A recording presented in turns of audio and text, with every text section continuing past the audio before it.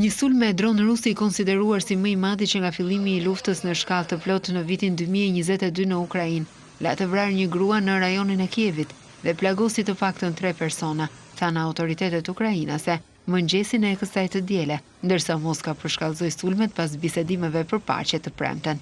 Rusia nisi 273 dron deri në orën 8 të mëngjesit. Ky ishte sulmi më i madh me dron i Rusisë ndaj Ukrainës gjatë luftës.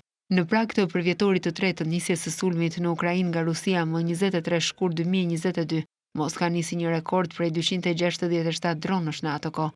Bisedimet e para të drejtpërdrejta në 3 vjet midis Rusisë dhe Ukrainës të premten dështuan të arrinin një armë pushim të përkohshëm që Kievi dhe aleatët e tij kanë kërkuar. Bisedimet 100 minutëshe në Stamboll sollën një marrëveshje për shkëmbimin e 1000 pengjeve të luftës nga secila palë. Presidenti i Shteteve të Bashkuara të Amerikës Donald Trump tha se do të fliste me presidentin rus Vladimir Putin dhe presidentin Ukrainas Volodymyr Zelensky të hënën.